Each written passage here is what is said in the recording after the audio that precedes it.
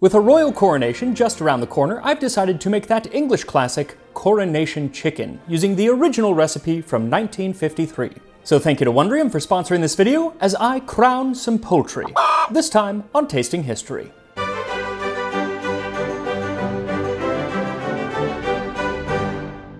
So this dish, Coronation Chicken, was first served at the Coronation Luncheon following the crowning of Queen Elizabeth II on June 2nd, 1953.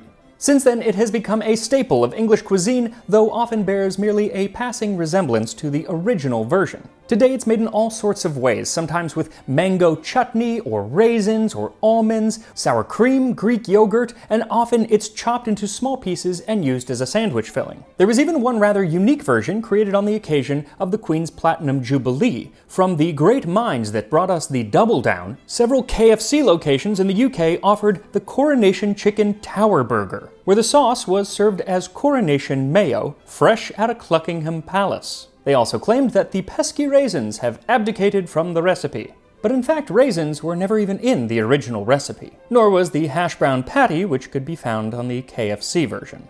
No, the original recipe, as written in the Constance Spry Cookery Book, was described as a chicken dish which was distinguished mainly by a delicate and nut-like flavor in the sauce. For one would not venture to serve to a large number of guests of varying and unknown tastes a curry dish in the generally accepted sense of this term. Indeed. So, for this recipe, what you'll need is 4 large chicken breasts, or really any other part of the chicken that you might like to use, 6 cups or 1.5 liters of water, and 2 cups or 475 milliliters of white wine mixed in a pot, a chopped carrot, a bouquet garni, that is a little bundle of herbs that is tied together, and the herbs that you use are really up to you, but common herbs include rosemary, sage, parsley, thyme, or really any other savory herbs. The one herb I would steer clear of is mint, because it tends to just overwhelm everything.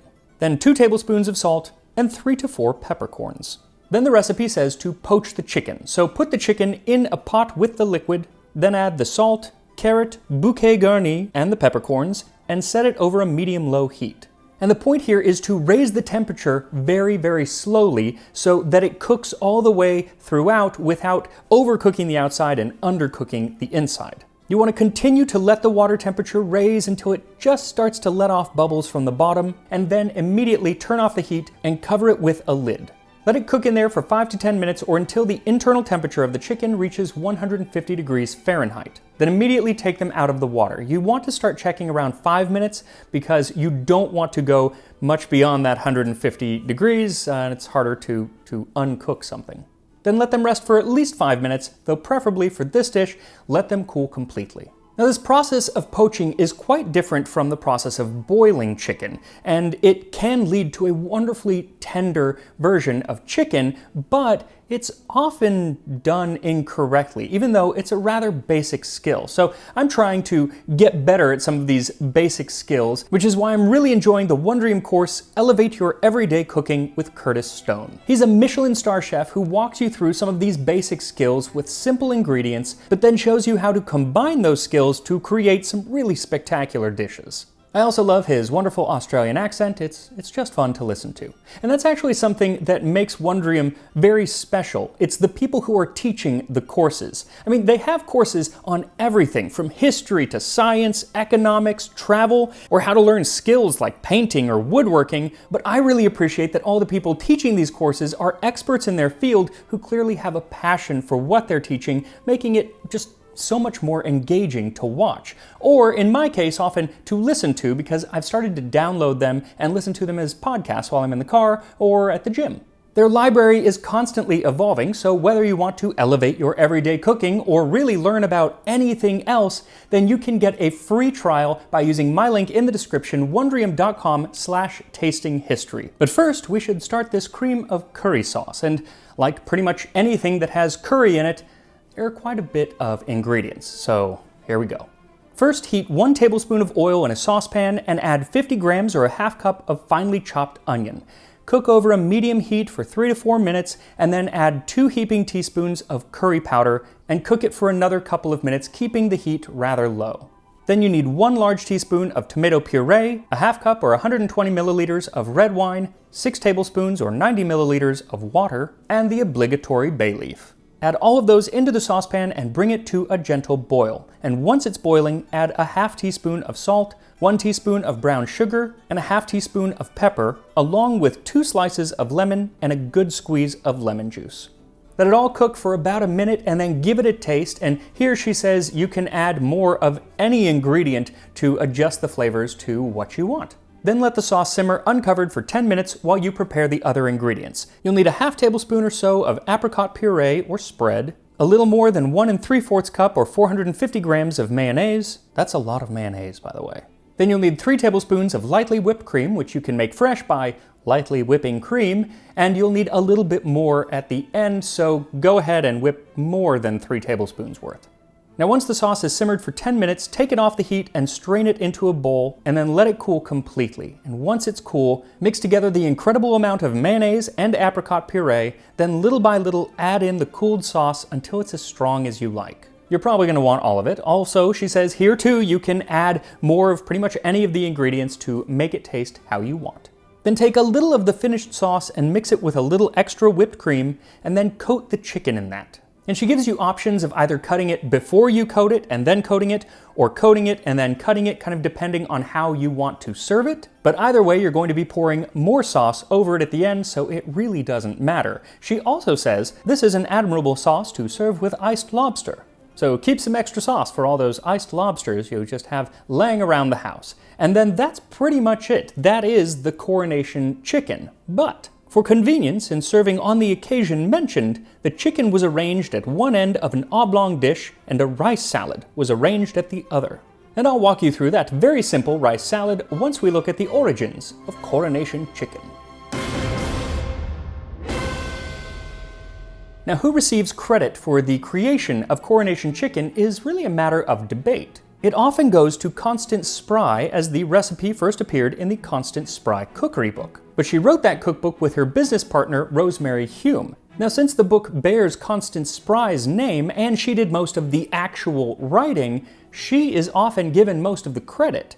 But it was Rosemary who was an accomplished Le Cordon Bleu trained chef and founder of one of London's top cooking schools. Constance Spry, on the other hand, was a celebrity florist who had been commissioned to arrange the flowers at Westminster Abbey and along the processional route from Buckingham Palace for Queen Elizabeth II's coronation. So with that knowledge, my money is on most of the work being done by Rosemary Hume, the cook, rather than Constance Spry, the florist.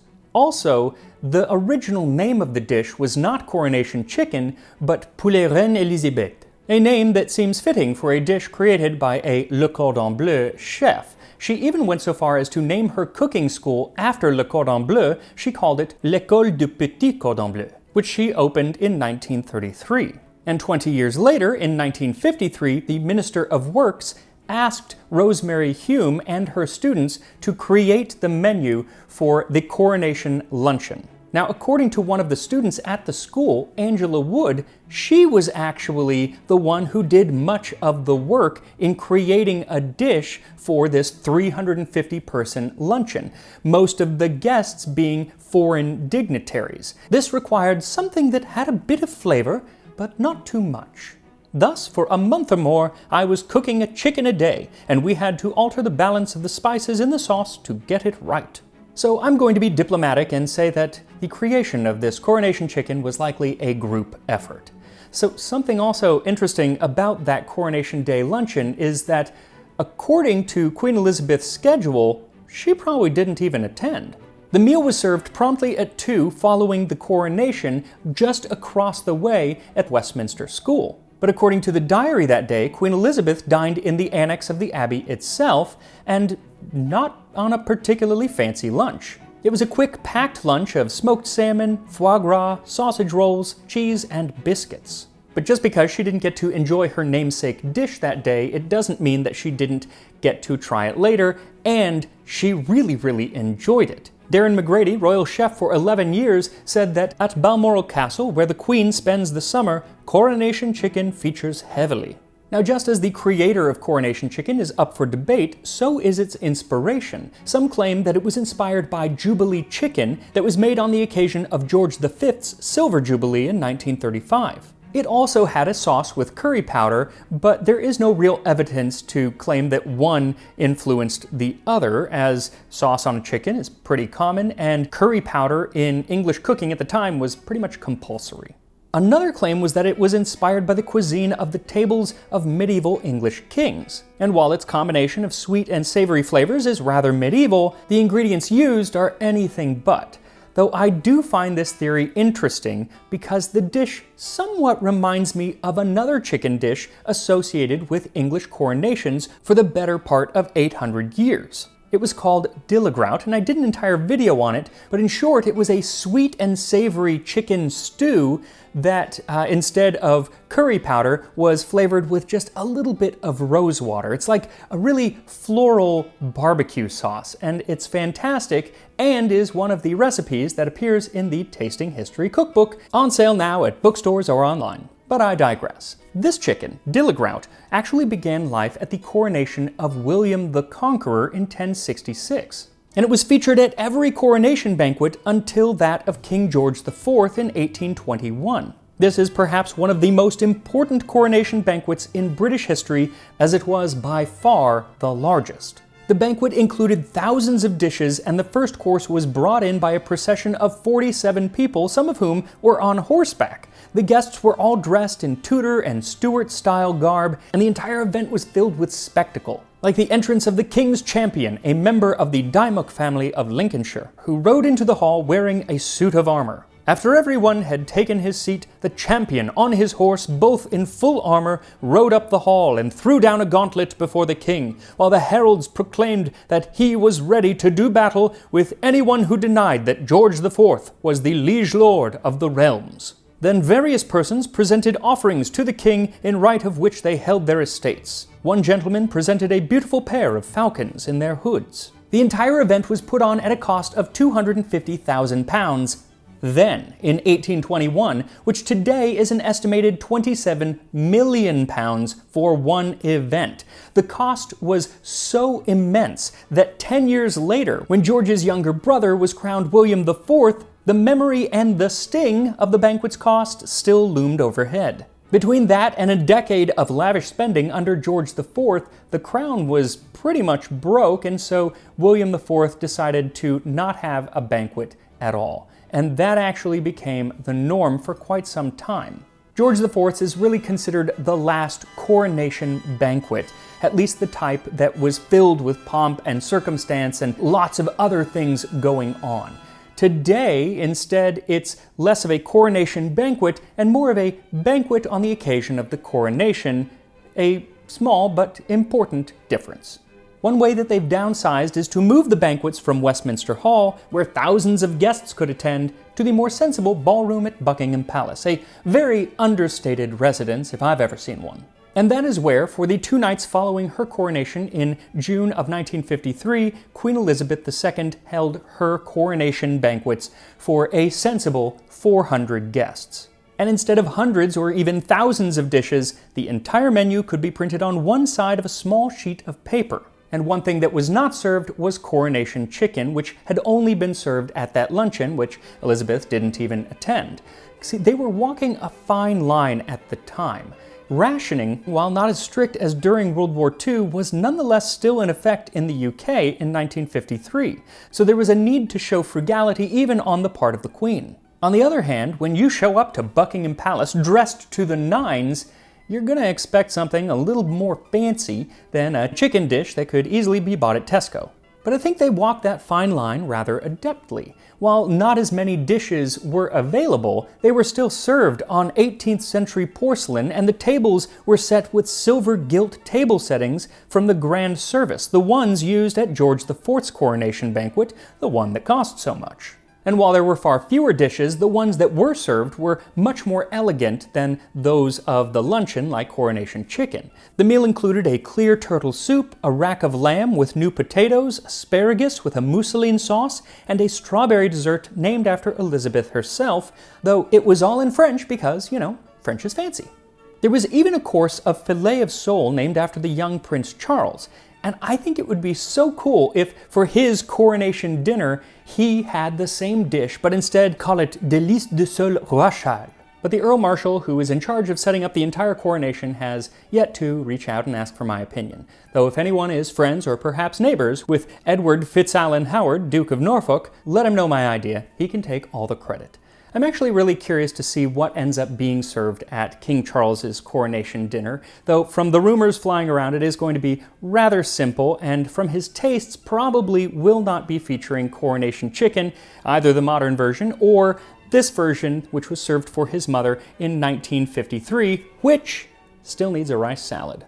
The rice salad, which accompanied the chicken, was of carefully cooked rice, cooked peas, diced raw cucumber, and finely chopped mixed herbs, all mixed in a well-seasoned French dressing. Like I said, super simple. Rice, peas, cucumber, herbs. What's a little unclear is exactly what the French dressing was. It probably wasn't a creamy French dressing, but rather a French vinaigrette. Even then, though, there are lots of versions of French vinaigrette, so just pick one. And here we are, Coronation Chicken from the coronation of Queen Elizabeth II. So again, it is served cold, so don't heat it up.